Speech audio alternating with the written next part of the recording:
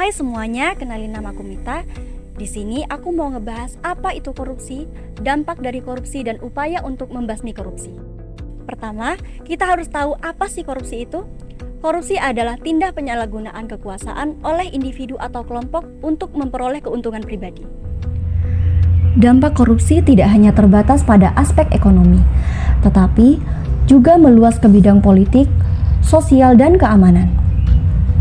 Secara ekonomi, korupsi menyebabkan aliran investasi melambat, merusak iklim bisnis, dan menghambat pertumbuhan ekonomi yang berkelanjutan.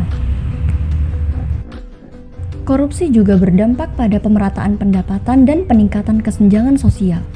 Karena sumber daya publik yang seharusnya digunakan untuk memperbaiki kondisi kehidupan masyarakat malah digunakan untuk memperkaya segelintir individu.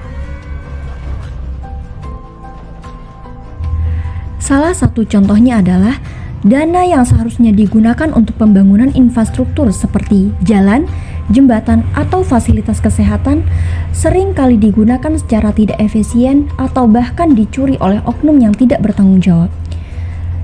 Hal ini tentu saja berdampak negatif bagi kita semua. Namun, ada harapan untuk mengatasi masalah ini. Kita dapat melawan korupsi dengan berbagai cara. Pertama, perlunya sistem pengawasan yang kuat dan transparan untuk memastikan tindakan korupsi tersebut dapat terdeteksi. Yang kedua, perlu adanya sistem peradilan yang efektif dan independen untuk menindak pelaku korupsi tanpa pandang bulu. Dan yang tidak kalah penting, pendidikan yang kuat tentang integritas dan etika di semua lapisan masyarakat. Peran kita sebagai warga negara juga sangat penting dalam melawan korupsi. Kita harus menjadi pahlawan dalam memerangi korupsi. Dengan tidak memberi atau menerima suap, melaporkan tindak korupsi yang kita temui, dan mendukung upaya pemberantasan korupsi oleh lembaga yang berwenang. Nah, sekarang teman-teman udah pada tahu kan apa sih korupsi itu?